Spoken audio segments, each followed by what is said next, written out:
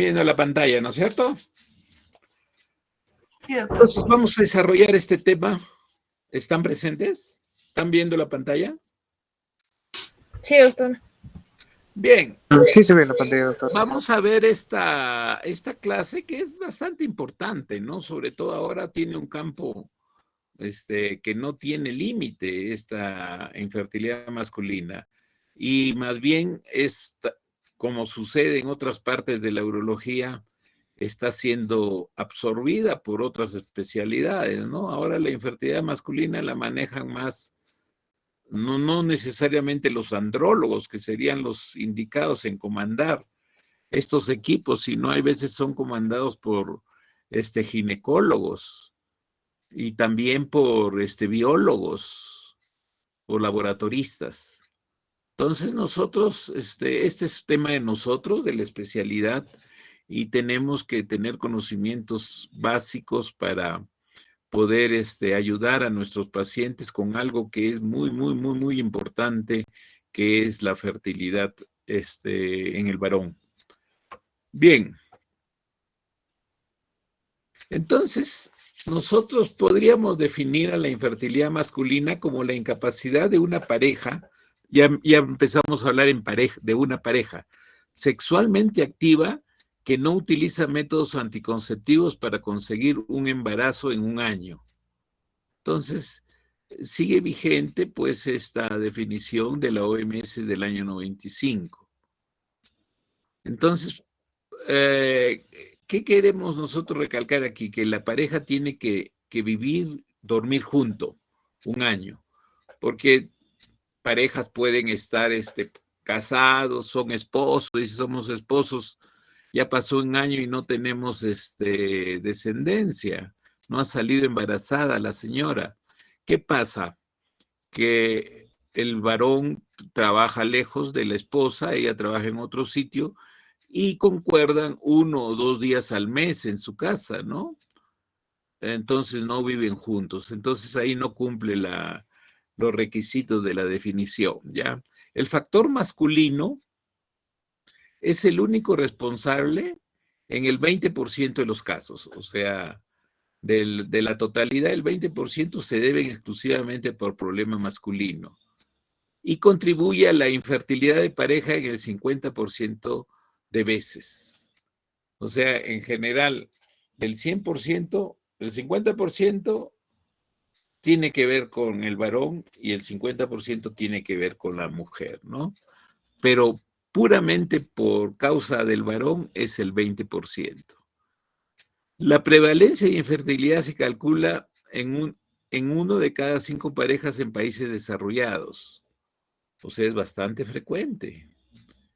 Y 1 de cada 7 en países en vías de desarrollo. Entonces, es bien elevada, mayor del 20% de todas las parejas van a ser infértiles. En el 30-40% de los pacientes con alteraciones del espermiograma, el examen físico y las pruebas de laboratorio no logran objetivar una causa específica de la infertilidad, clasificando a estos pacientes como portadores de una infertilidad masculina idiopática. Ya no se encuentra nada. Las diferentes técnicas de recuperación espermática que extraen gametos para diferentes regiones del sistema reproductor, de diferentes regiones del sistema reproductor masculino. La mayoría de veces es a nivel del epidídimo y a nivel del testículo mismo, por aspiración. Han logrado que parejas con factor masculino severo sin tratamiento específico pueden lograr embarazos y descendencia. Los factores pronósticos en la infertilidad masculina tenemos la duración de la infertilidad. O sea, es diferente pues que un varón se dé cuenta rápidamente después, por decir, después de haber tenido descendencia, que no puede, después de 3, 4 años, no puede tener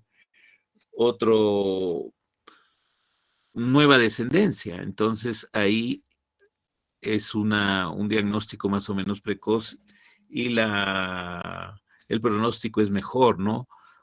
Caso contrario, es peor el pronóstico cuando pasan 10, 15 años y después de haber tenido un descendencia ya no puede tener después de 10, 15 años y recién se evalúa. Entonces ahí es más compleja la situación.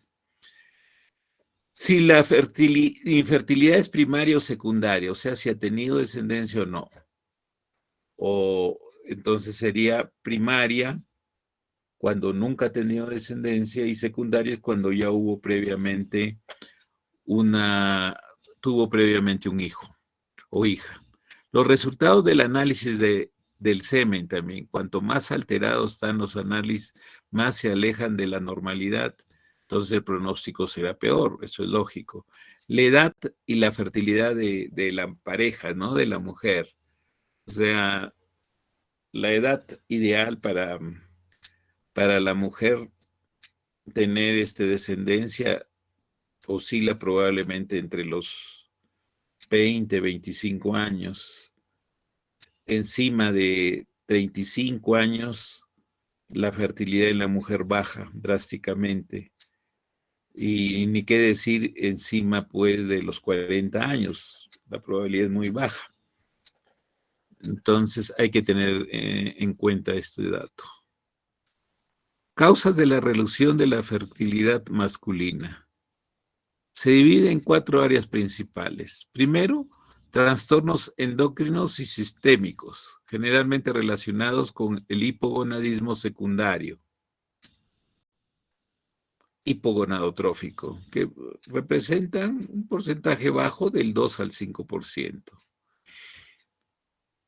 Otro grupo, área principal, tenemos 2 defectos testiculares primarios en la espermatogénesis.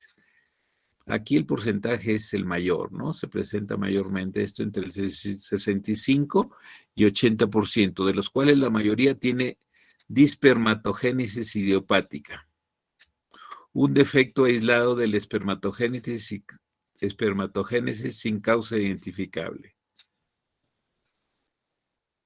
Trastornos del transporte del esperma, o sea, trastornos en la vía espermática, un 5%. Y otro grupo, otra área principal sería la infertilidad masculina idiopática, que representa el 10 al 20%. La infertilidad masculina idiopática se debe distinguir de la dispermatogénesis idiopática del área 2, en que la infertilidad masculina idiopática describe a un hombre infértil con un análisis de semen normal y sin causa aparente de infertilidad. Mientras que los hombres infértiles con dispermatogénesis idiopática tienen análisis de semen anormales, o sea, alejados de la normalidad. O sea, aquí es más fácil explicar, ¿no? La infertilidad en los que tienen dispermatogénesis idiopática, cosa que no sucede con la infertilidad masculina idiopática, que nos quedamos en duda qué está pasando. Entonces tenemos dentro de las causas pretesticulares, tenemos el hipogonadismo hipogonadotrófico congénito, la patología hipofisiaria, tumores, enfermedades infiltrativas e infartos a nivel de la glándula hipófisis, patología suprarrenal, tumores e hiperplasia suprarrenal congénita, infecciones sistémicas, incluyendo enfermedades virales y la tuberculosis, neoplasias sistémicas, abuso de esteroides anabólicos. Dentro de otro grupo tenemos las causas testiculares, que es el varicocele. O sea, no olviden que de 10 hombres infértiles, 3 o 4 en todos los estudios tienen varicocele. Básicamente el varicocele izquierdo. El síndrome de Klinefelter, Microdeleciones del cromosoma Y. Tumores de células germinales. Tumores de células de Leydig o de Sertoli, o sea, las intersticiales. Falla testicular idiopática, daño vascular o traumático. Orquitis previa. Daño vascular o traumático puede ser por las torsiones, problemas de torsiones, la orquitis previa, la orquitis viral, que generalmente se presenta postparotiditis. Exposición a gonadotrofinas, a gonadotoxinas, principalmente la quimioterapia, la radiación, fármacos y el calor. Causas posttesticulares. Tenemos la obstrucción epididimaria congénita, iatrogénica o postinflamatoria. Obstrucción de los conductos deferentes congénita, iatrogénica o postinflamatoria. O sea, obstrucción a nivel del epidídimo. Esto puede suceder, por decir, la iatrogénica, cuando nosotros quisiéramos sacar en un hombre joven que todavía no ha tenido descendencia, le queremos hacer la axéresis de un quiste epidídimo. Debería estar contraindicado hacerlo hasta que no tenga descendencia. Y la obstrucción de los conductos deferentes, iatrogénica, podría ser cuando reparamos una hernia inguinal o una hernia inguinoescrotal, podemos seccionar el deferente. Obstrucción de los conductos eyaculadores. Esto generalmente es congénito. Disfunción sexual o eyaculatoria. También, ¿no? Problemas de falta de erección o problemas de eyaculación precoz. Entonces acá tenemos unos porcentajes de la etiología y la enfermedad. Idiopática es bien alta, miren, no sabemos cuál es la causa. 35%. El varicocele, un 18% de casos. Antecedentes de criptorquidia, 15% de casos. O sea, la criptorquidia, sobre todo cuando no es reparada tempranamente, menos de 1 año de edad, entonces puede quedar como una secuela el deterioro de parénquima testicular y la espermatogénesis. Infección de glándulas accesorias masculinas, infección de glándulas accesorias masculinas. Las drogas tóxicos, genética 6%, drogas 8%, endocrina 5% y otras 5%. O sea, largamente la etiología por causa idiopática es la más alta. Le sigue varicocele y continúa los antecedentes de problema de criptorquidia. Infertilidad masculina, estudio del semen. Esto es importante porque esto va a determinar cuándo un varón puede fecundar o no. Los valores actuales de referencia son los publicados por la OMS el año 2010, derivados de un estudio poblacional internacional de hombres fértiles. Los valores anormales se definieron como los que se encuentran bajo el percentil 5 y son los siguientes. Entonces, el volumen seminal mínimo para poder tener descendencia, para poder ser fértil, tendría que ser nunca menor de 1.5 mililitros. La concentración de espermatozoides nunca puede ser menor de 15 millones por mililitro. El número total de espermatozoides, número total, o sea, de todo el eyaculado, son 39 millones de espermatozoides por eyaculado. Este es el límite, ¿no? Menores de esos es incompatible con la fecundación, con la fertilidad. Morfología. Las formas normales tienen que ser por lo menos mayores al 4%, 4% más. La vitalidad tiene que ser mínimo 58% de vivos. La motilidad progresiva tiene que ser de 32. 4%. La motilidad total, o sea, la progresiva y la no progresiva, o sea, la no progresiva es los que se mueven en su mismo sitio y la progresiva es la que avanza. Debe ser nunca menor del 40%. El pH debe ser mayor al 7,2. Los leucocitos en el estudio del semen siempre deben ser menor de 1 millón por mililitro. Hay unos términos que son importantes y que ustedes los van a leer frecuentemente cuando se ventila este problema de la infertilidad masculina. Es la oligozoospermia. Oligo es pocos espermatozoides. Es cuando son menores de 15 millones de espermatozoides por mililitro. Astenozoospermia. Asteno es flojos, ociosos, o sea, espermatozoides lentos, ociosos.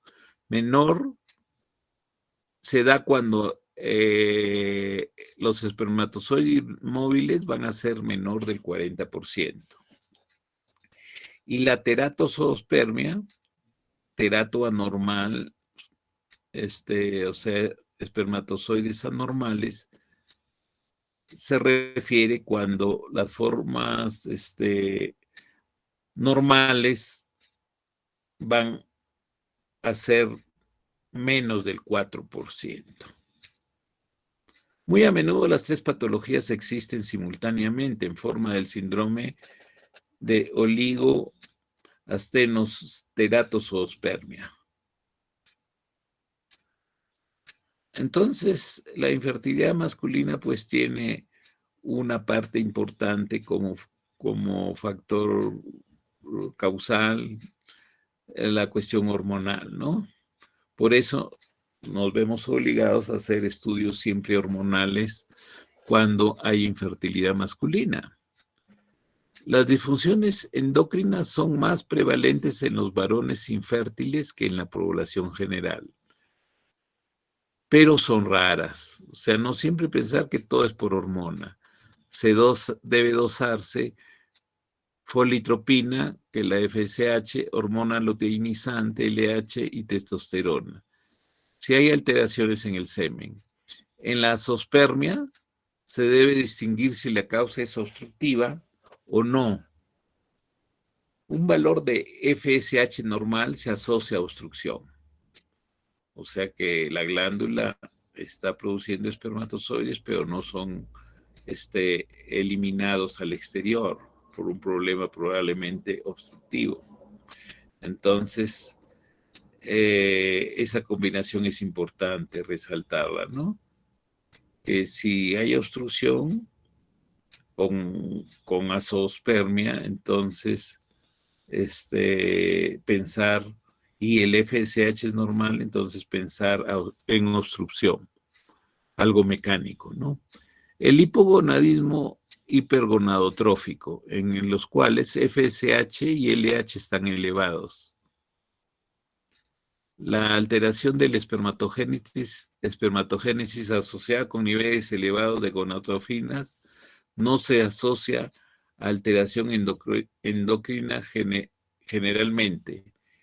Es causada por otras causas, ¿no? Tenemos alteraciones congénitas como el síndrome de Klinefelter, la anorquia, que es rarísima la anorquia, criptorquidia. Alteraciones adquiridas, posorquitis, torsión testicular, tumores testiculares. El hipogonadismo hipogonadotrófico, en que FH y LH están deficientes, están valores bajos. Los niveles bajos de gonadotrofinas por alteración de la hipófisis o del hipotálamo son bastante raros y se asocian con anomalías congénitas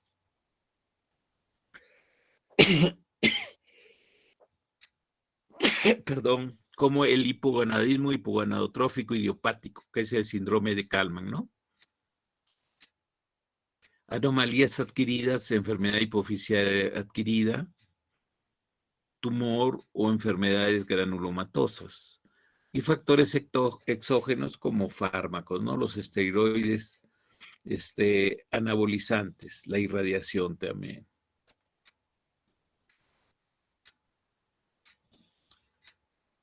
Entonces, ¿cómo evaluamos nosotros al varón infértil? Entonces, tenemos que hacerle un estudio microbiológico. Entonces, las infecciones genitales pueden inducir la producción. Este examen microbiológico básicamente se hace en el espermiograma, pues ahí se pide también que evalúen la cantidad de leucocitos que hay. Pues las infecciones genitales, como las prostatitis, pueden inducir la producción de radicales libres de oxígeno espermatotóxicos. La gonorrea y la clamidia trachomatis pueden causar obstrucción del aparato genital. Esta es otra cosa, ¿no? Estos producen una orquipidimitis y producen obstrucción. Pero la presencia de bacterias dentro del líquido seminal, hay liberación de radicales libres que producen infertilidad también por sí. La ecografía Doppler puede detectar un varicocele. Varicocele, como ya lo hemos recalcado, es uno de los principales causantes de infertilidad en el varón.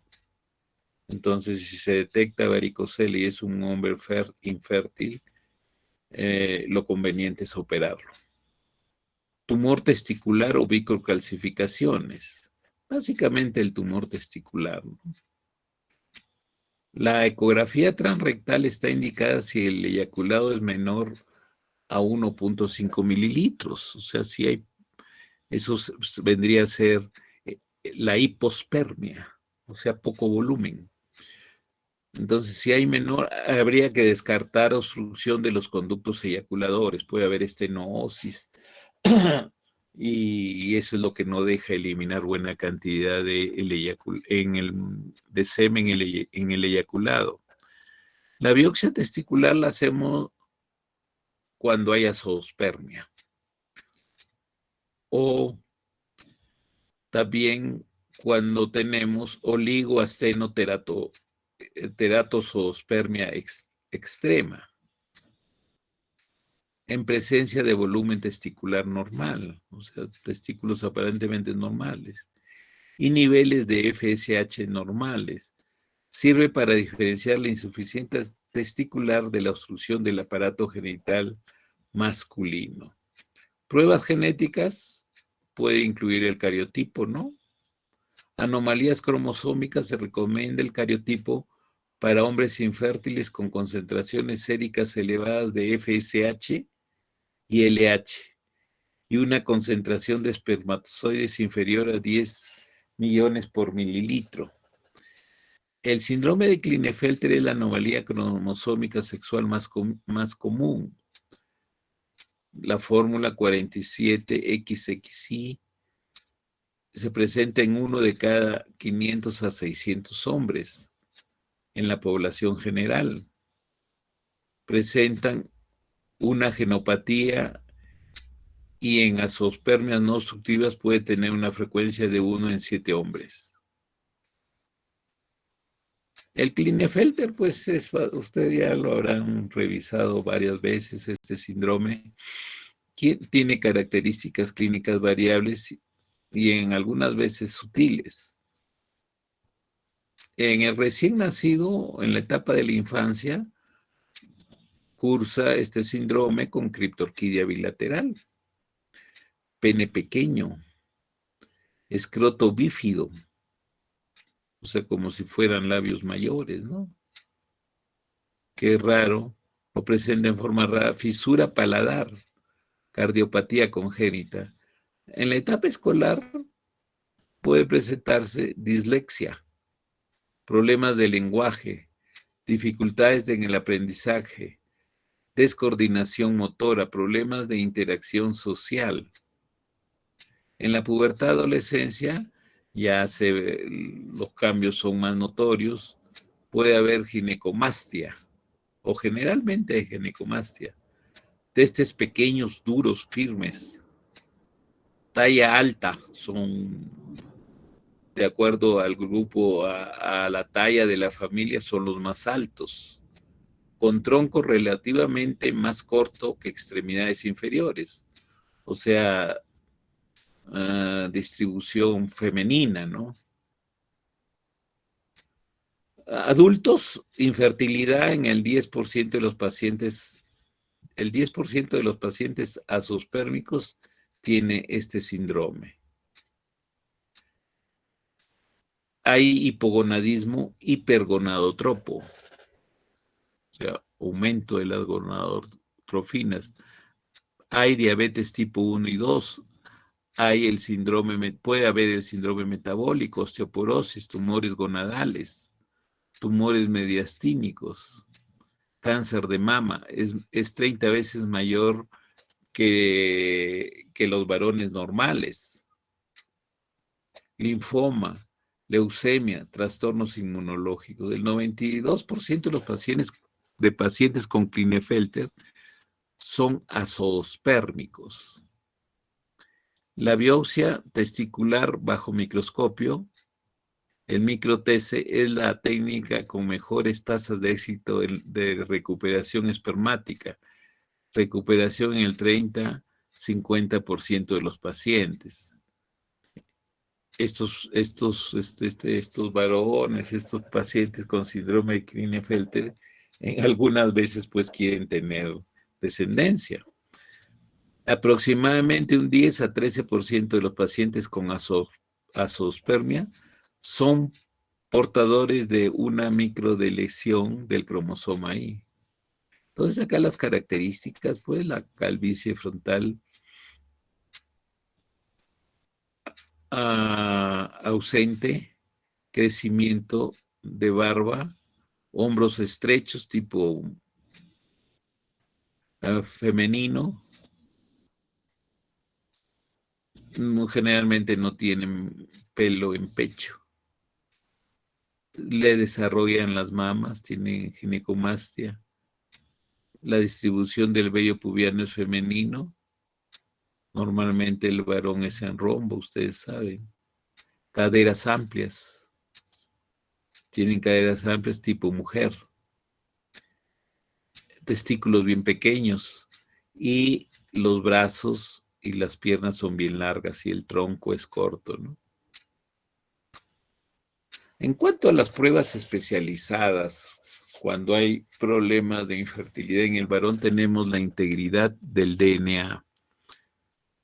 Se refiere al daño del ADN o material genético del espermatozoide.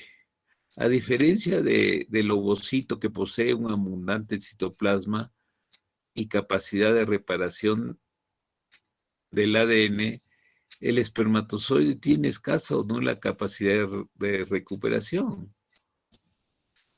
Tiene poquito, pues, citoplasma. Son flaquitos los espermatozoides, como renacuajos. Una vez dañado, se le considera fragmentado.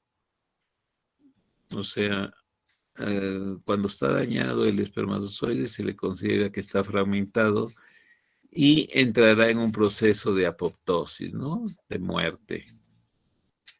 La fragmentación se informa como porcentaje. Mientras menos, es mejor. Es algo lógico, ¿no? Menos de espermatozoides dañados es mejor. Menor del 30% se considera normal. Mayor de 30% anormal. Valores mayores a 30% se asocian a menores tasas de embarazo en forma espontánea. Entonces, valores mayores al 30%, o sea, mayor cantidad de fragmentación, se asocian a menores tasas de embarazo en forma espontánea. Es lógico, ¿no? Porque está fuera de normalidad. En un 15% de los pacientes con espermiograma normal pueden existir valores aumentados de fragmentación del DNA. No existe un consenso definido sobre cuándo solicitarlo, pero se sugiere a pacientes mayores de 45 años, pacientes que han recibido quimioterapia reciente, infertilidad idiopática, o sea que su semen es normal en la cuantificación, falla del tratamiento de reproducción asistida, cuando hay varicocele o ha habido varicocele, exposición a tóxicos, infecciones seminales y aborto recurrente. Anatómicamente se considera que la fragmentación ocurre preferentemente en el epidídimo, o sea, es un fenómeno posttesticular. Las etiologías son las mismas que el estrés oxidativo. Para bajar la fragmentación se debe identificar y tratar la etiología. En caso de ser idiopática, se debe dar tratamiento por 14 días con vitaminas y antioxidantes. Bajar la abstinencia para el control a solo 12 horas. Otras pruebas especializadas tenemos los anticuerpos antiespermáticos. Las tasas de embarazos parecieran estar reducidas cuando existen anticuerpos antiespermáticos en el semen. Los factores de riesgo para presentar estos anticuerpos son obstrucción ductal, infecciones genitales, traumas testicular, cirugías testiculares epimarias y antecedentes de vasectomía. Se debe considerar solicitarlos en pacientes con astenozoospermia y aglutinación espermática o un test postcoital anormal. Otra prueba es el test postcoital, que vendría a ser la examinación microscópica del mucus cervical, realizado antes de la ovulación, unas horas después de la relación sexual. Determina si los espermatozoides alcanzan y penetran la barrera del moco cervical. Puede ser útil en casos de semen hiperviscoso, infertilidad no complicada, concentración espermática normal, en eyaculado de alto o bajo volumen y en casos de anatomía peniana anormal. Hay otras pruebas que raramente se realizan, pero tenemos las pruebas de fusión espermática, la prueba de penetración espermática, evalúan la capacidad de adhesión y penetración de los espermatozoides en el ovocito. Entonces tenemos nosotros, en cuanto a la epidemiología, la distribución de las causas femeninas y masculinas de la infertilidad no ha sido bien definida.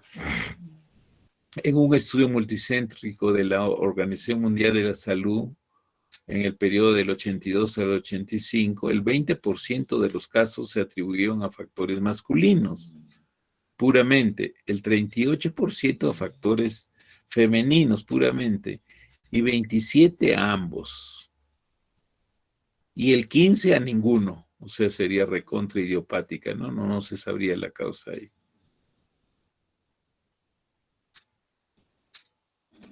El eje hipotálamo-hipófiso gonadal es el encargado de la regulación del mecanismo reproductor. Es importantísimo, pues este eje hipotálamo, hipófisis y la gonada, en este caso el testículo. Participa en la regulación del género fenotípico durante la embriogénesis. Es el responsable del desarrollo puberal sexual. Los testículos desempeñan funciones endocrinas y exócrinas mediante la producción de testosterona y la formación de espermatozoides. Testosterona sería endocrina y los espermatozoides exócrina, hacia afuera, ¿no? ¿Cómo evaluamos un paciente con infertilidad? Un varón con infertilidad. Los componentes esenciales de la evaluación del hombre infértil incluyen historia,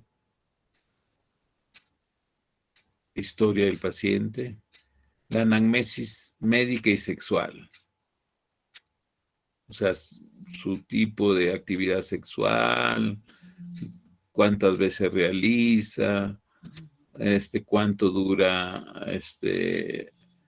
el tiempo de latencia intravaginal.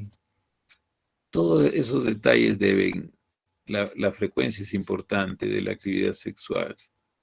El examen físico y el análisis del semen. La evaluación del semen tiene que ser mínimo 2 espermiogramas con un intervalo de un mes. O sea, uno solo no da validez para nada. Tenemos que repetirlo al mes. Los componentes adicionales de la evaluación del hombre infértil pueden incluir pruebas endócrinas, el ecodoppler testicular para descartar varicocele, la ecografía transrectal para descartar problemas obstructivos de los conductos, el cultivo de semen, el PCR en orina del primer chorro para clamidia trachomatis, Neisseria, gonorrea, ureaplasma ureolítico, micoplasma hominis, análisis de orina post-eyaculación y las pruebas genéticas. O sea, lo principal pues está en este componente, ¿no? En esta triada de la historia clínica, el examen físico y el análisis de semen. Eso es lo que tenemos que pedir siempre de inicio. Historia y examen físico. La historia del desarrollo sexual es importante, incluido el descenso testicular, averiguar sobre el descenso testicular, el desarrollo puberal, cuando empezó el despertar hormonal, pérdida del vello corporal, si hay presencia o hubo vello y se ha perdido, etc. Infecciones como orquitis, averiguar sobre infecciones como orquitis, síntomas pulmonares, infecciones de transmisión sexual e infecciones del tracto genitourinario como la prostatitis, procedimientos quirúrgicos previos que involucran las áreas genitales e inguinales como la vasectomía o la orquiectomía. Drogas y exposiciones ambientales que incluyen alcohol, tabaco, marihuana, opiáceos, radioterapia, esteroides anabólicos, corticosteroides, quimioterapia citotóxica, medicamentos que causen hiperprolactinemia y exposición a sustancias químicas tóxicas como los pesticidas. La historia sexual incluida la libido, o sea, el deseo sexual, ¿no? La frecuencia de las relaciones sexuales, cuántas veces por semana, y las evaluaciones previas de la fertilidad del hombre, si ha tenido o no descendencia previamente, y de su pareja igualmente. Se debe evaluar la obesidad, los signos evidentes de endocrinopatías que pueden causar infertilidad masculina, la disfunción tiroidea o síndrome de Cushing.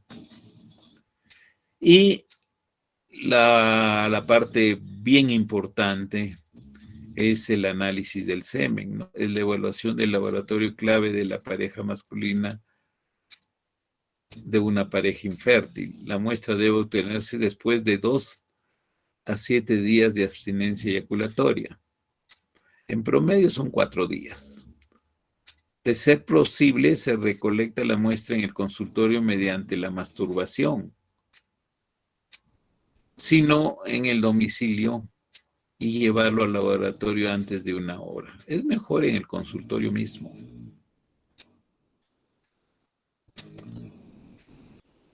En cuanto a la terapia, pues aquí en realidad en tratamientos medicamentosos es bastante pobre el arsenal que tenemos, porque la mayoría de ellos que se han usado, en forma empírica, ahora están dejándose de lado.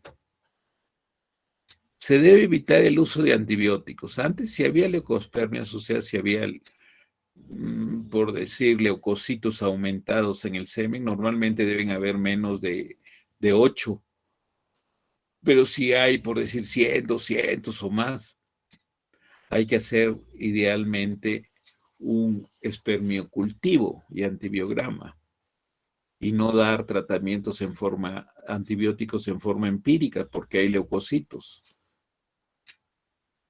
Se debe igualmente evitar el uso de AINES, ¿no? Porque antiguamente se indicaba así, teníamos nosotros 100 leucocitos por campo en el espermiograma, le dábamos ciprofloxacina por 3, 4 semanas y le dábamos también AINES antiinflamatorios.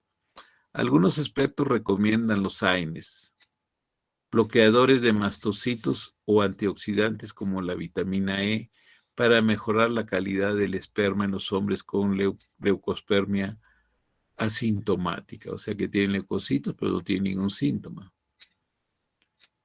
Las terapias médicas para aumentar las concentraciones de circulantes de gonadotrofinas no se recomienda el uso de clomifeno, que es un estimulante de la espermatogénesis. Tampoco inhibidores de la aromatasa o terapia con gonadotrofinas para la espermatogénesis idiopática o la infertilidad masculina idiopática. Antes usábamos en forma empírica, ahora no está indicado.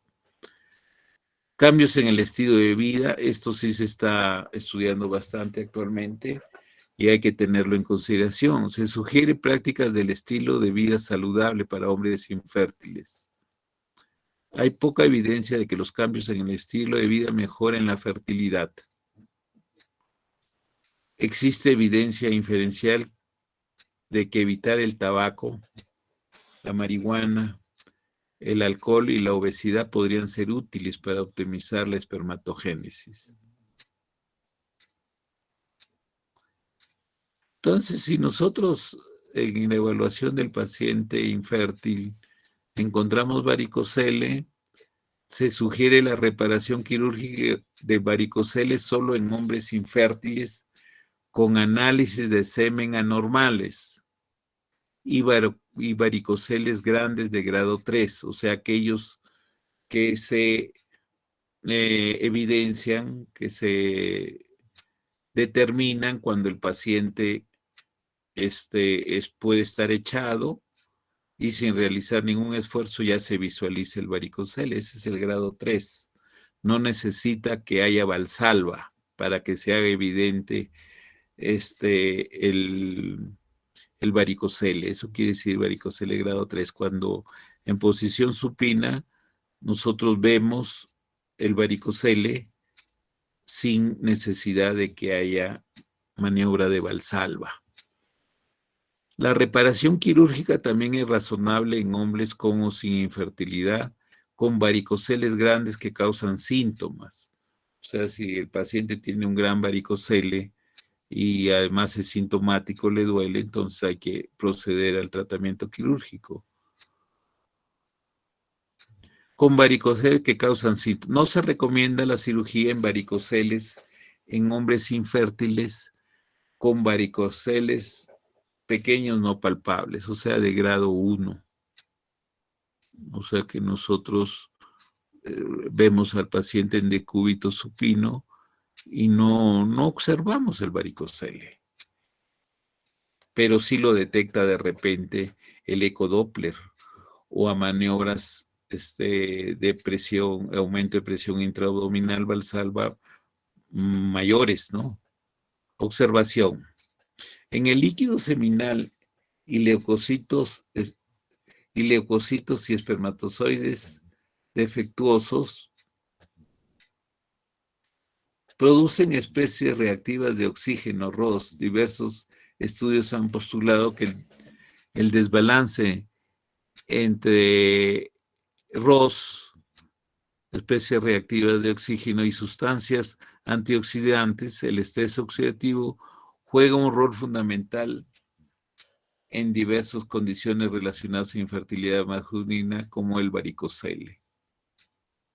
Entonces, estas son las técnicas de varicocelectomía que existen, ¿no? O sea, todas casi dan buenos resultados, pero también tienen algunas complicaciones en plazo inmediato. La principal complicación que puede haber posterior a la cirugía es el hidrocele. en la técnica suprainguinal, o sea, que se liga, esta técnica quiere decir que se liga los vasos venosos a nivel del anillo inguinal en la zona proximal. Es la técnica de Iván-Sevich, escrita el 18. Entonces se liga el paquete venoso a la altura del anillo inguinal interno. También hay en la inguinal, descrita posteriormente, el 41, se liga el paquete venoso a la altura del canal inguinal. Puede ser en su tercio medio, hay que aperturar el canal y en su tercio medio se liga. El hidrocele se presenta en ambos, miren, un 7%. Y la recidiva del varicocele es el 3% igual. La técnica retroperitoneal, que es la técnica de Palomo, descrita posteriormente el año 49, se liga el paquete venoso sobre el psoas en el retroperitoneo. O sea, hay que hacer una incisión transversa inguinal alta izquierda, ir hasta el retroperitoneo. El hidrocele es un poquito mayor y la recidiva es un poco mayor también.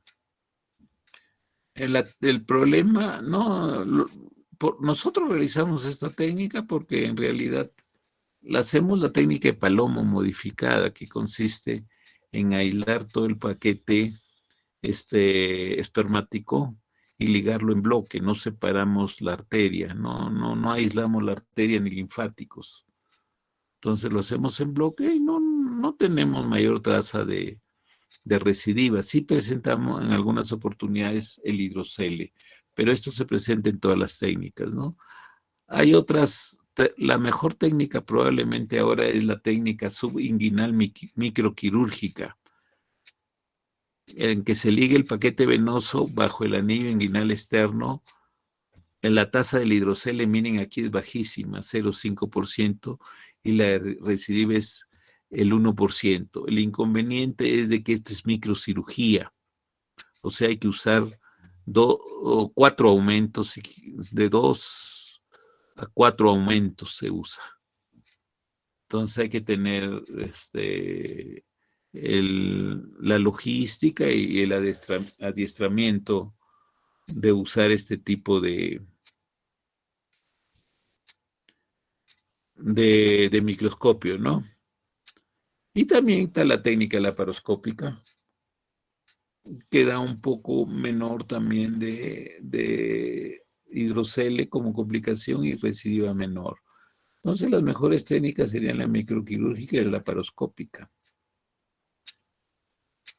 El inconveniente de estas técnicas, sobre todo la laparoscópica, es de que necesita pues anestesia general, ¿no? Aumenta el riesgo. Acá las dosificaciones hormonales. Bien, entonces esto es lo que había que repasar en cuanto a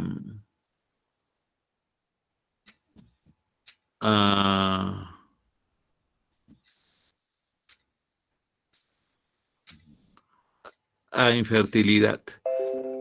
Ahora tenemos otro tema, también relativamente corto, importante, ¿no? La disfunción eréctil.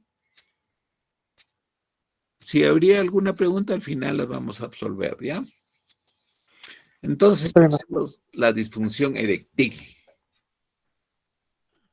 Entonces, es un gran problema actual, ¿no? La disfunción eréctil. La disfunción eréctil no es la disfunción sexual masculina más frecuente, es la eyaculación precoz. Es probablemente la segunda, pero es una de las más consultadas. O sea, el eyaculador precoz a veces demora en ir al médico urólogo a consultar. Entonces es un gran problema porque una parte muy importante, pues, del bienestar de una pareja es la actividad sexual.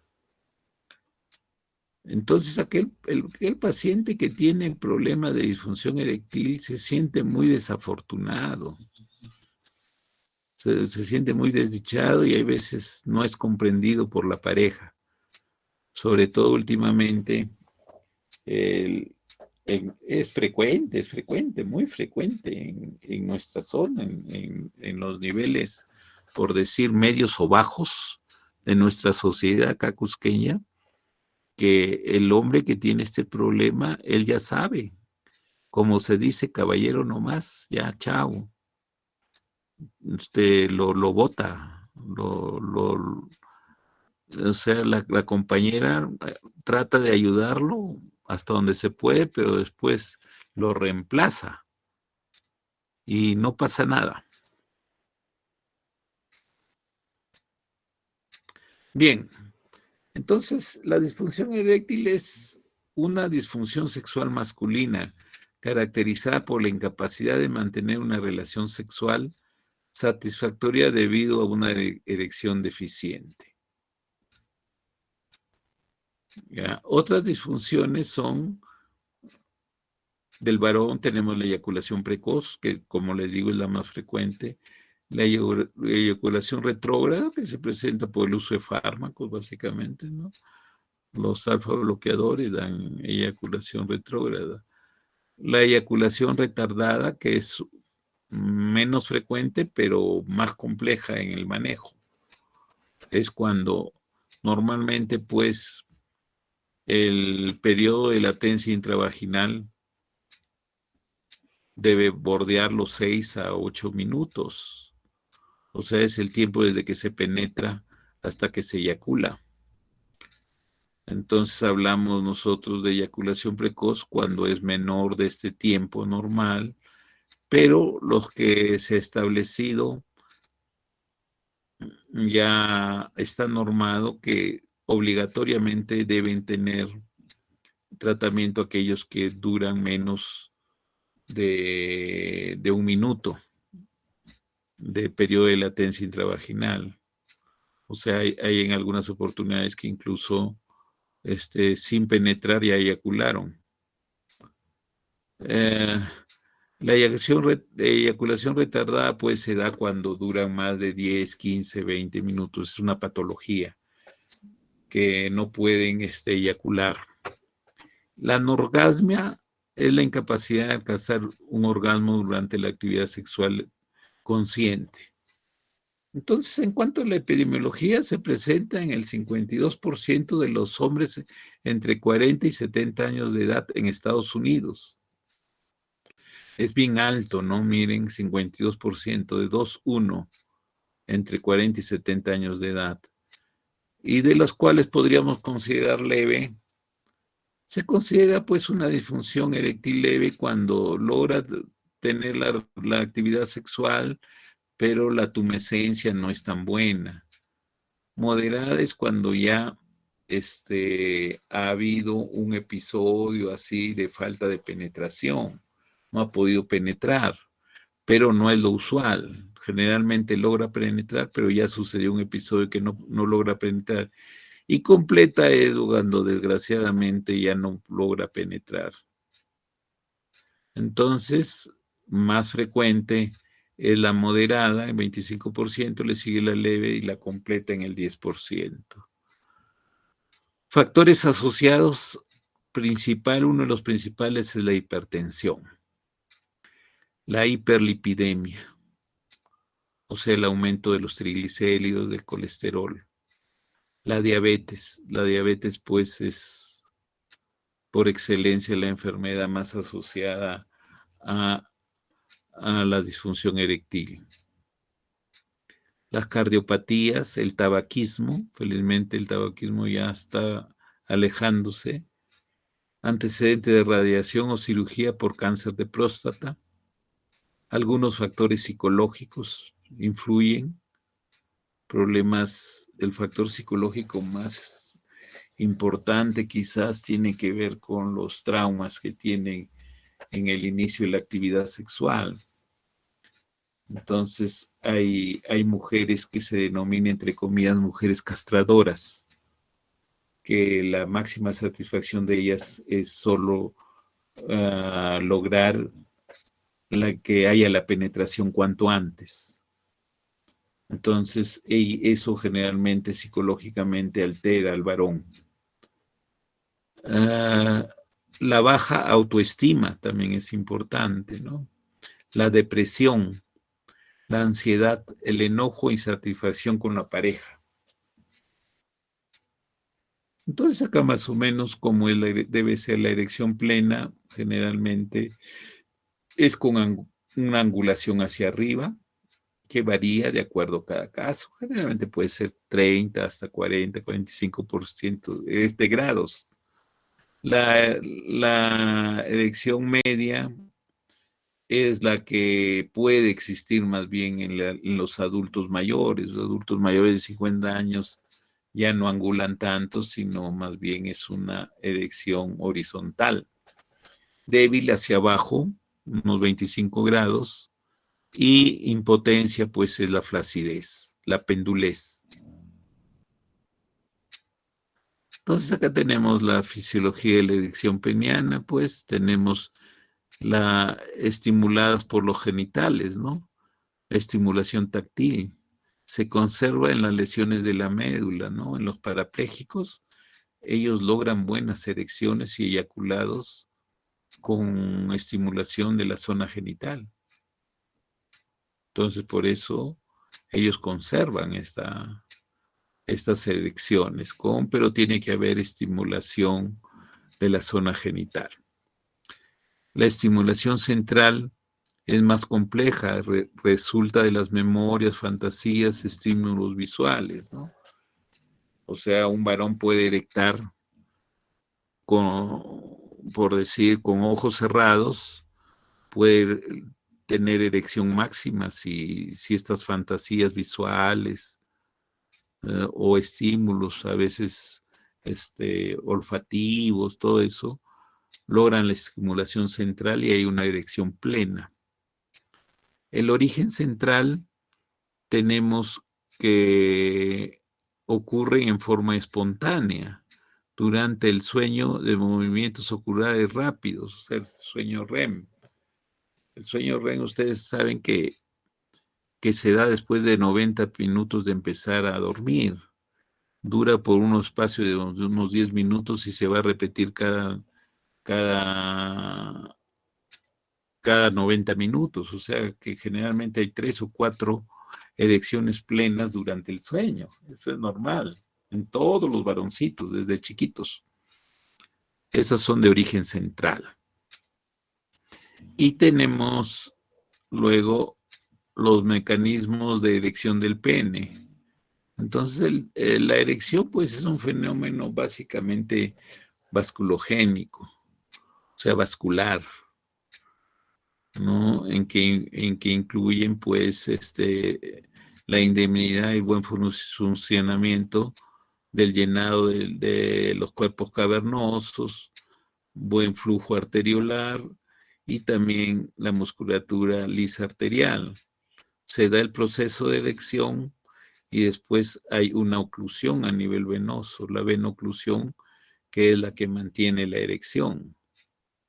Entonces la erección puede ser flácida, vendrían a ser las fases de la erección, el flujo arterial y venoso es mínimo, o sea, está flácido, no hay mucho atrapamiento de sangre. La fase latente de llenado, hay un flujo aumentado en AP interna luego de agranamiento del pene. La tumescencia aumenta la presión intracavernosa, o sea, se pone duro el pene. La erección completa, hay una presión intracavernosa y de la arteria pudente elevada, o sea, gran flujo de la arteria ha hecho de que llene completamente a los cuerpos cavernosos. Viene luego la fase esquelética o erección rígida, aumento sostenido de presión intracavernosa, resulta de la erección rígida por la venoclusión. Y la detumescencia, luego de la eyaculación, disminuye el flujo sanguíneo y el pene regresa al estado de flacidez. Entonces tienen que haber, pues, los componentes en la erección no solo son vasculares, también hay componentes hormonales. Los andrógenos son esenciales para el desarrollo y madurez sexual masculina. En adultos la deficiencia de andrógenos resulta en disminución de la libido. Esto es típico, característico, en mayores de 50 a 60 años, en que ya no hay deseo sexual, entonces se les puede dar complementariamente, si los niveles de testosterona están algo bajos, se les da testosteronas y recuperan ellos su líbido.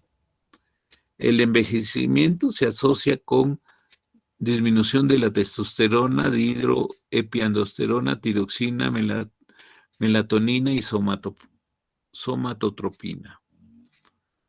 Entonces hay factores también de neurotransmisores nerviosos, ¿no?, que influyen en haber una optimización de la erección o la presentación de la erección. Tenemos los nervios adrenérgicos median la erección del pene. La noradrenalina controla la flacidez y detumescencia. Nervios colinérgicos, relajación de la musculatura lisa y erección por inhibición del nitrógeno, adrenérgicos y liberación del óxido nítrico del endotelio por la acetilcolina. Entonces nosotros tenemos una clasificación aceptada por la Sociedad Internacional de Medicina Sexual. Hay una sociedad también internacional de impotencia. Tenemos psicógenas, tipo generalizado y tipo situacional. El tipo situacional está relacionado con la pareja, relacionado con el desempeño y trastornos psicológicos presentes en la depresión. Las orgánicas, neurogénicas, hormonales, arteriales, cavernosas, inducidas por fármacos. Y las orgánicas y psicógenas, que es el tipo más común. Las orgánicas es cuando hay falla en la entrada del flujo sanguíneo, o sea, problemas arterioscleróticos a nivel de las arterias que llevan el flujo a los cuerpos cavernosos. No hay buen flujo, entonces esa es una falla orgánica. Y las psicógenas, pues, de origen netamente psicológico, son las más comunes. Tenemos cómo influyen los trastornos psicológicos. El comportamiento sexual y la erección peniana son controlados por el hipotálamo, la corteza cerebral y el sistema límbico. Los posibles mecanismos propuestos son desequilibrio de neurotransmisores centrales, exceso de inhibición del centro de la erección medular por parte del tallo encefálico, o inadecuada liberación de óxido nítrico y exceso de actividad simpática. Trastornos neurogénicos: el 20% de la disfunción eréctil es de origen neurogénico, que se debe a patologías periféricas a nivel del nervio cavernoso y pudendo o centrales. Trastornos hormonales: tenemos el hipogonadismo, tumores hipotalámicos o hipofisiarios, que son raros. Tratamiento con estrógenos o antiandrógenos. Esto se da, por ejemplo, en el cáncer de próstata. Y también para hiperplasia prostática benigna se da, pues, la dutasterida, que es un antiandrógeno. Las orquiectomías causan disfunción eréctil, la hiperprolactinemia, el síndrome de Cushing, la enfermedad de Addison, el hipertiroidismo y el hipotiroidismo. En el hipotiroidismo hay una secreción reducida de testosterona y prolactina elevada. Trastornos arteriales congénitos, postraumáticos o secundarios a una enfermedad arterial sistémica generalizada. La disfunción eréctil aparece 2 años antes que la enfermedad coronaria. ¿Qué quiere decir? La aparición en cual el varón se da cuenta de un cambio importante en la aparición de la disfunción eréctil puede ser un predictor de que 2 años o 3 años después puede haber un infarto de miocardio. A eso se refiere. Factores de riesgo relacionados con insuficiencia arterial son la hipertensión arterial, la hiperlipidemia, la diabetes, el síndrome metabólico, el ciclismo de distancias largas. Nosotros somos los urólogos en realidad enemigos del ciclismo de distancias largas, tanto porque influye tanto en la disfunción eréctil y también influye en la infertilidad masculina, provocan, favorecen la presentación de estas patologías. La incapacidad física, el tabaquismo y consumo de alcohol. La arteriopatía puede ser extrapeniana o intrapeniana. La arteriopatía, o sea, que haya una alteración a nivel del flujo arterial. Se puede dar por el envejecimiento, la arteriosclerosis, como en la diabetes. La diabetes puede dar una arteriosclerosis galopante, por eso lo presentan hombres, la disfunción eréctil la presentan hombres más jóvenes con esta enfermedad. Trastornos cavernosos referidos a la disfunción veno-oclusiva cavernosa. Ejemplo, cambios degenerativos, traumas. La inducción a la disfunción eréctil inducida por fármacos, tenemos el uso de antipsicóticos, los antidepresivos, los antihipertensivos, los diuréticos, tiacídicos. La espironolactona disminuye la libido y produce ginecomastia. Los opiáceos, los antirretrovirales y la cimetidina. Los antiandrógenos, la finasterida, que se usa pues para la hiperplasia prostática benigna. Los estrógenos, ketoconazol, acetato de ciproterona. Estos se usan básicamente en cáncer de próstata. La bicalutamida, agonistas de la luliverina. El envejecimiento y enfermedad sistémica. El periodo latente entre la estimulación sexual y la erección aumenta en el envejecimiento. Las erecciones son menos turgentes. La eyaculación pierde fuerza. El volumen eyaculatorio disminuye y el periodo refractario entre erecciones se alarga. ¿Qué quiere decir esto? Un hombre joven de 20, 25 años puede tener erecciones, relaciones sexuales con eyaculado en periodos cortos que pueden fluctuar entre 20, 30, 40 minutos, una hora. Ese es el periodo refractario.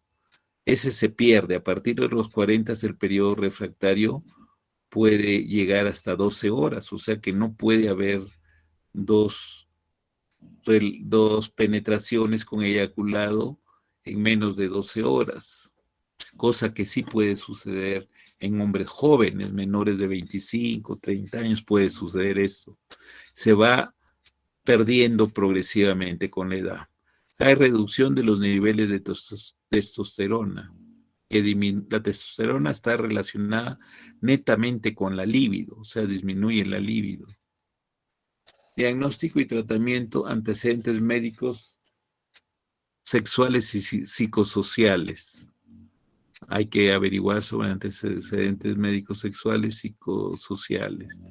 Exploración física y análisis de laboratorio. Evaluar los sistemas geniturinario, endocrino, neurológico, vascular, medir la presión arterial, el ritmo cardíaco y hacer examen digital rectal si lo amerita, ¿no? No siempre. Los exámenes de laboratorio incluyen hacer necesariamente una glicemia en ayunas, pedir el perfil lipídico completo y pedir testosterona total y la libre, ¿ya? Hay un cuestionario de validación que se debe hacer, que lo promueve, es un índice internacional de la erección que está establecido, ¿no? Así como hay para la sintomatología prostática está el IPSS, entonces también hay un cuestionario que consta de 15 elementos y también hay uno de una versión reducida de 5 preguntas. La gravedad de la disfunción eréctil se clasifica en 5 categorías según este índice internacional. Grave, de 5 a 7, moderada, de 8 a 11, leve a moderada, de 12 a 16, leve de 17 a 21 y sin disfunción es de 22 a 25. O sea, es a la inversa que el IPSS. Entonces, que el IPSS para los síntomas del tracto urinario inferior es a mayor puntaje, mayor compromiso de los síntomas, ¿no? Acá no. Entonces, cuando menor es el puntaje, la disfunción eréctil es más grave. Hay pruebas avanzadas de la disfunción eréctil que generalmente no se realizan. Tenemos la prueba, ya lo realiza generalmente cuando hay falla en el tratamiento o no hay respuesta al tratamiento. Entonces, hay que derivarlo ya a alguien que se dedique especialmente a estos problemas, que generalmente es el andrólogo. Tenemos la prueba de la función vascular peniana. Tenemos dentro de ellas la prueba de inyección y estimulación intracavernosa combinadas. Entonces se hacen inyecciones intracavernosas para ver si funciona bien todo el complejo de la fisiopatología vascular, neurológica, todo. Entonces le inyectamos alprastodil o también hay algunas mezclas de pavaverina y fentolamina, pero lo que más se usa es el alprostadil, 10 microgramos, y se logra una erección rígida que dura más de 10 minutos. Es indicativa de función venosa, veno-oclusiva normal.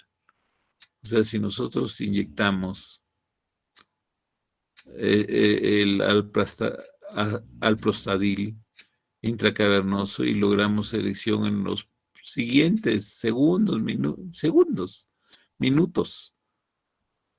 Entonces quiere decir que todo está funcionando bien. Esta es la prueba que hace el especialista a veces cuando lo llama, lo solicita como perito el juez en casos de violación sexual. Generalmente la violación sexual puede haber estado por un hombre ya senil, mayor, por decir, de 70 años, 60, 70 años, el que él dice que ya no erecta. Entonces nosotros le hacemos esta prueba y si vemos de que logra erección, entonces está mintiendo.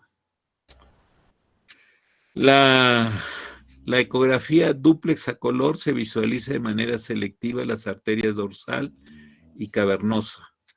La ecografía también puede usarse para detectar anormalidades penianas como la placa Peyronie, calcificaciones, paredes vasculares engrosadas y fibrosis intracavernosa. La fibrosis intracavernosa, por decir, se da después de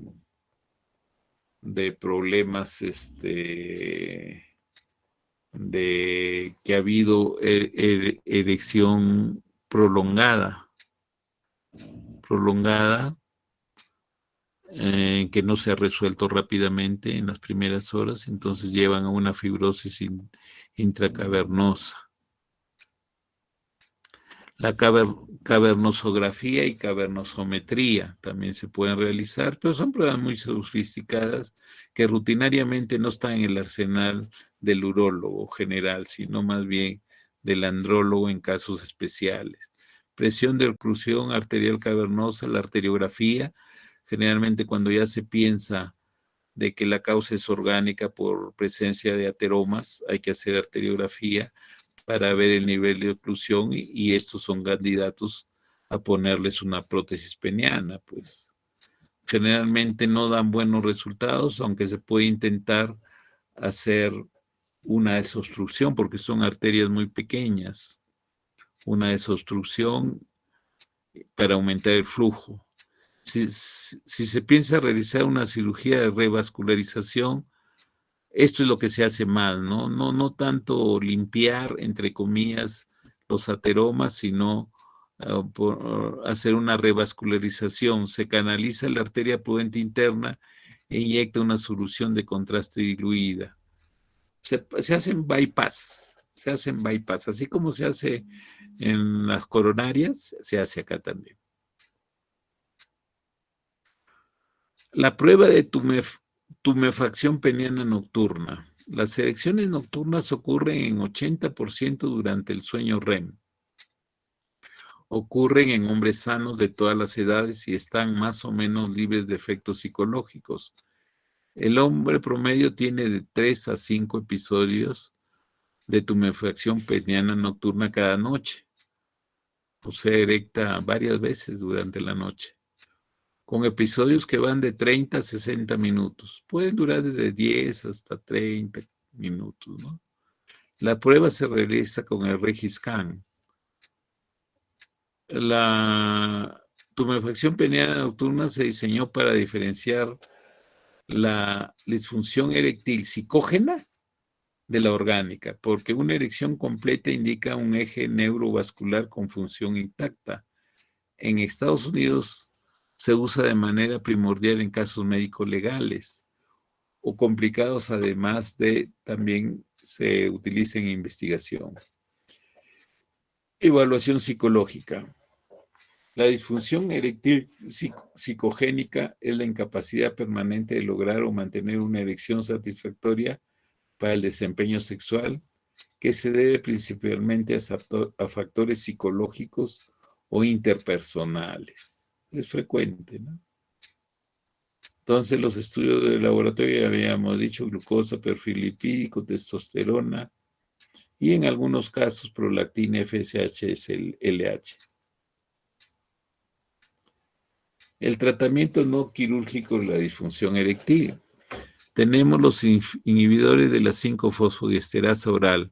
Son el tratamiento de primera línea en la disfunción eréctil debido a su eficacia, su facilidad de uso y la seguridad del paciente.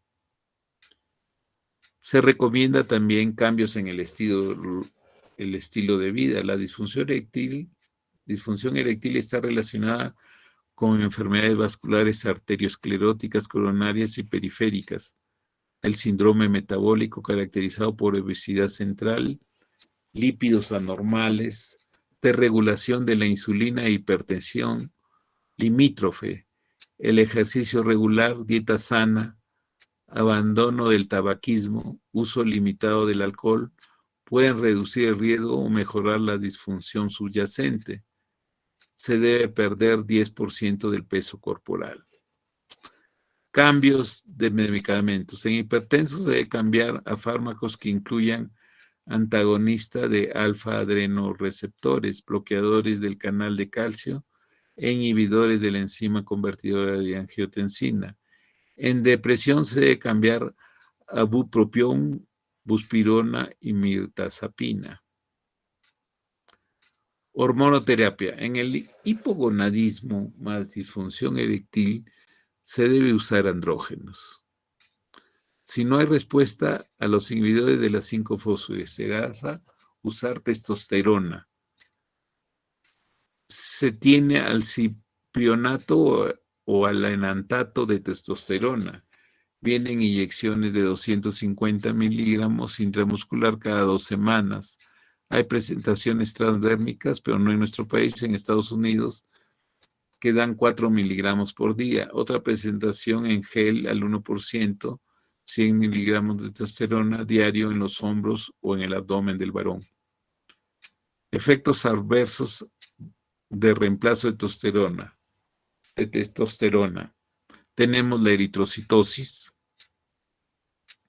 producen apnea del sueño, no inducen al cáncer de próstata en hombres con próstatas normales. O sea, la testosterona no es mala en hombres que tienen déficit de testosterona. La presencia de cáncer de próstata o de mama es una contraindicación absoluta para su uso. Cuando ya hay cáncer, no debe usarse.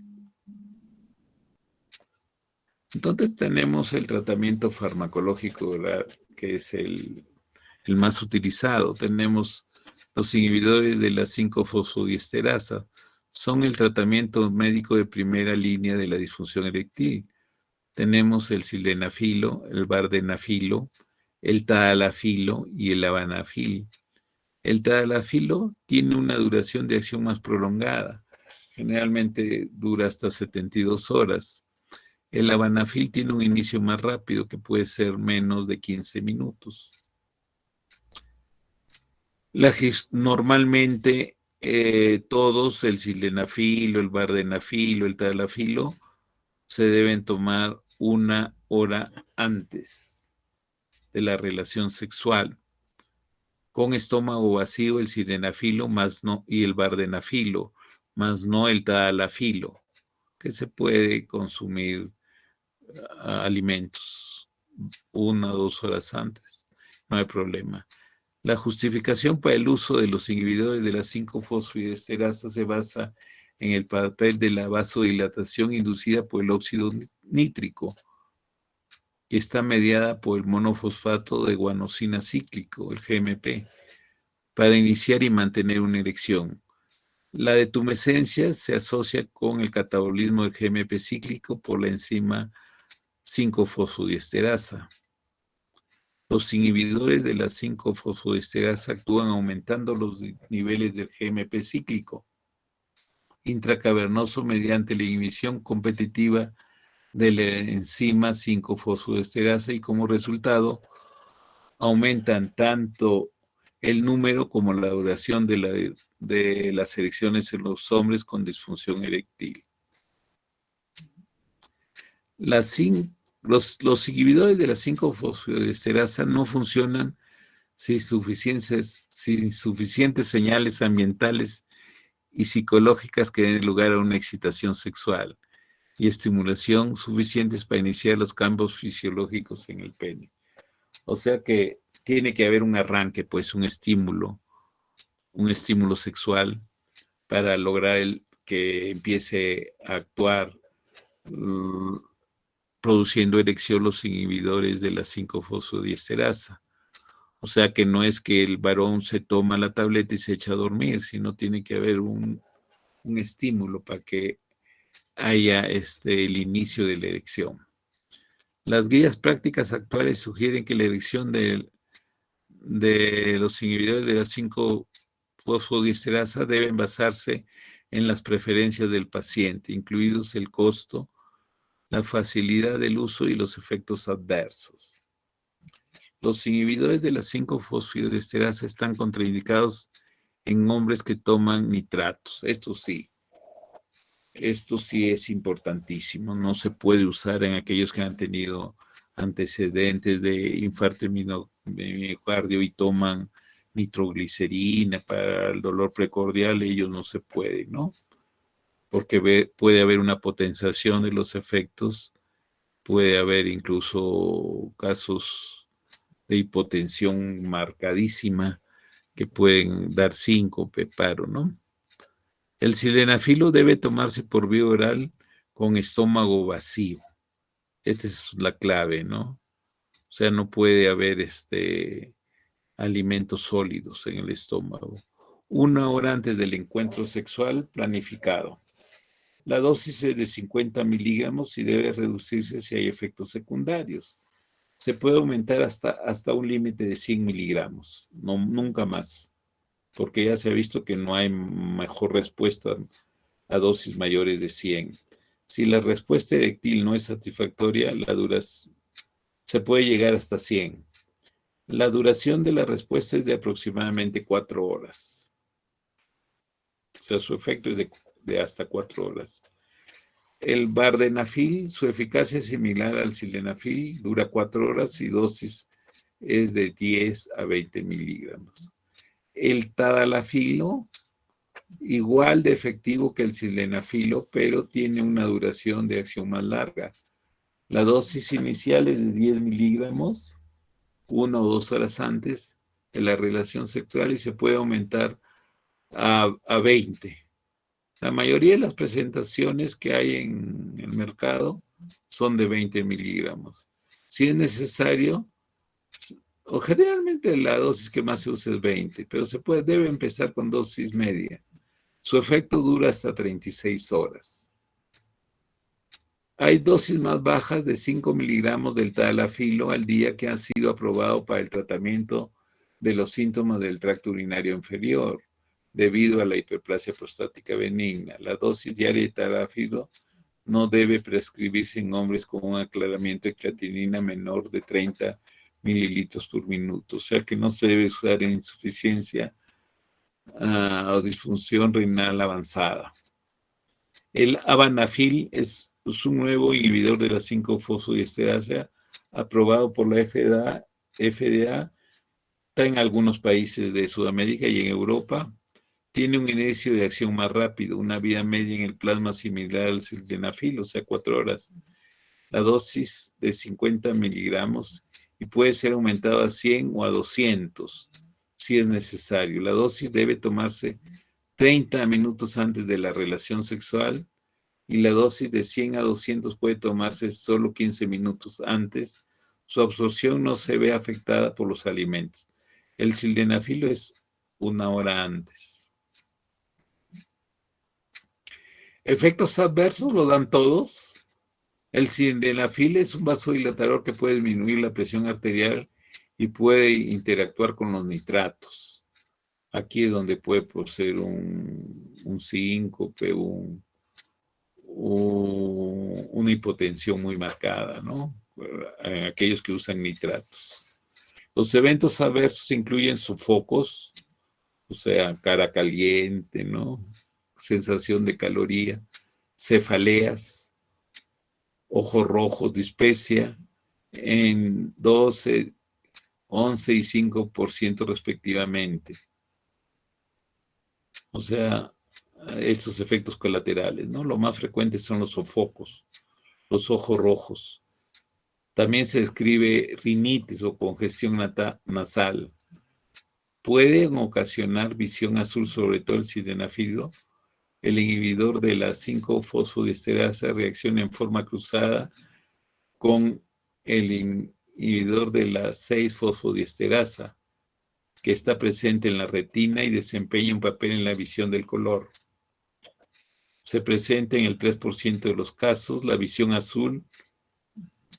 Este efecto colateral no se ha informado con el vardenafil, tadalafil o el avanafil, solo con el sildenafilo. Entonces, por eso esto no pueden usarlo los pilotos de avión, varones. A ellos normalmente les dosan si hay presencia de esta droga, ¿no? ¿Por qué? Porque no pueden tener esas alteraciones en la visión y en la visión de su panel. Se han reportado casos de pérdida de audición temporal. Pueden aumentar el riesgo de presentar melanoma maligno, pues los inhibidores de la 5-fosfodiesterasa pueden promover la síntesis de melanina in vitro. Terapias de segunda línea se tienen medicamentos autoinyectables como el Prastadil, que le dijimos antes, ¿no? Que todavía sí existe en el mercado, ¿no? El Caberjet intracavernoso, que es la prostaglandina E. Entonces son inyecciones intracavernosas que dan erección por 1 hora, hora y media. El paciente aprende a inyectarse. Se aprende a inyectarse con una angulación en el cuerpo cavernoso de 45 grados. No hay mayores complicaciones porque la hojita es bien pequeñita, viene ya listas para aplicarse. O también hay la medicación intrauretral o dispositivos al vacío, como el Vacum, ¿no? Que es un dispositivo bien activo, pero en algunos pacientes van bien. O sea que crean un vacío, elongan, capturan la sangre y después le ponen una presión en la base del pene para que se mantenga erecto. Tratamiento quirúrgico de la prótesis peniana se reserva su uso para los hombres que no pueden usar o que no han respondido a la terapia de primera y segunda línea. Acá tenemos el tratamiento oral, de segunda línea, la inyección intracavernosa. Acá, agentes que inducen e inhiben la erección del pene, ¿no? Acá algunos para ver inductores tenemos la papaverina, la fentolamina, el aprostadil. Inhibidores tenemos la fenilefrina, la adrenalina, la noradrenalina, efedrina. La prótesis de pene ya es por decir, el tercer escalón en el tratamiento, ¿no? En aquellos que ya no hay respuesta a los tratamientos de primera y segunda línea, entonces se va al uso de las prótesis. Tenemos tipos de prótesis semirrígidas. La prótesis semirrígida es una prótesis que hasta ahora se utiliza, o sea que se aperturan los cuerpos cavernosos y se ponen ocupando los cuerpos cavernosos en ambos lados, se pone una prótesis semirrígida. O sea que el paciente permanentemente va a estar casi erecto. Entonces se utiliza bastante y tiene algo histórico en esto. Pues el que la ideó fue Carrión, un urólogo peruano de que fue a trabajar a Miami. Ahí la patentó, pero desgraciadamente su descubrimiento lo acaparó también, y la prótesis existe como Small Carrión. Entonces un americano le quitó la patente y la compartió con él, pero en realidad el que la ideó, la escribió todo fue Carrión. Esto le da por la patente, él gana millones a través de los años, ha hecho millonario, es dueño de una clínica urológica pediátrica en Miami, un hospital pediátrico. Entonces, y las inflables, que pueden ser de 2 piezas, y también hay inflables de 3 piezas. O sea, estas son mucho más caras. Cuando se habla de prótesis peniana, estamos hablando de valores encima de $12,000, $15,000. Y la aplicación de la misma también cuesta unos $5,000. O sea que es demasiado dinero, ¿no?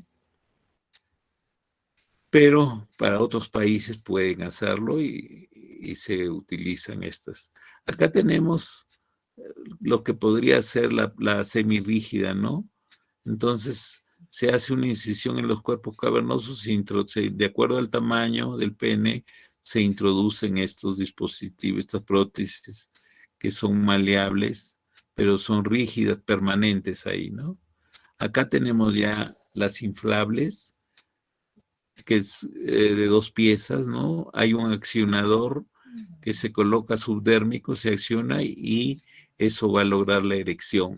Y después, por otro mecanismo, también entre comillas, se desinfla o deja de haber erección cuando no, se aprieta el dispositivo .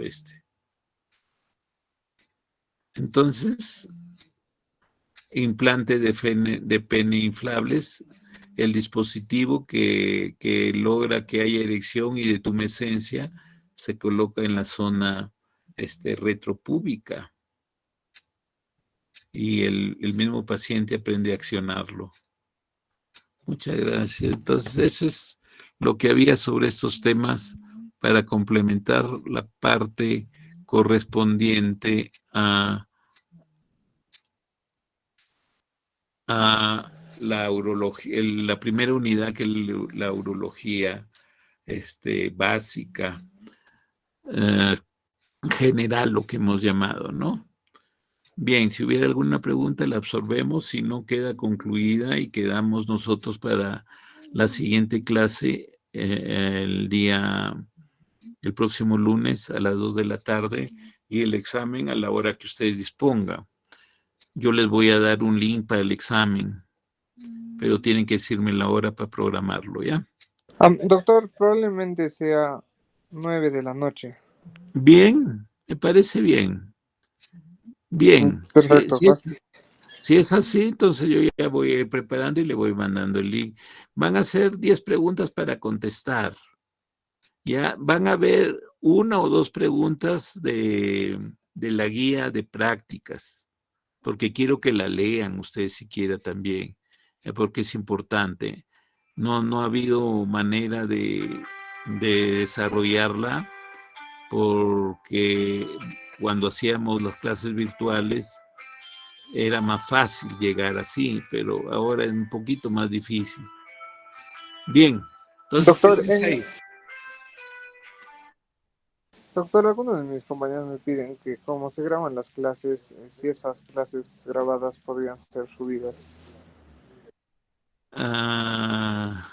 Pero la tienen las clases en el aula virtual, es Sí, lo mismo. sí, las diapositivas están, doctor. Entonces, ¿cuál es suficiente? ¿No está el desarrollo del tema? No, doctor, solo está las clases, o sea, las diapositivas, más no el video grabado del Meet. Mm, ya, las clases grabadas, pero es lo mismo. Bueno, a ver, trataré de mandártelas y tú las distribuyes las que hayan, porque yo las he grabado la gran mayoría. A ver si les hago llegar. ¿Ya? Estaría bien, doctor. Entonces serían 10 preguntas el examen, ¿verdad? No más, 10 preguntas, son fáciles, ¿ah? Y va a haber una o dos de la guía de práctica desarrollada, de alguno de los procedimientos básicos que se realizan en urología. ¿Ya? Muy bien. Entonces ahí quedamos. Hasta luego.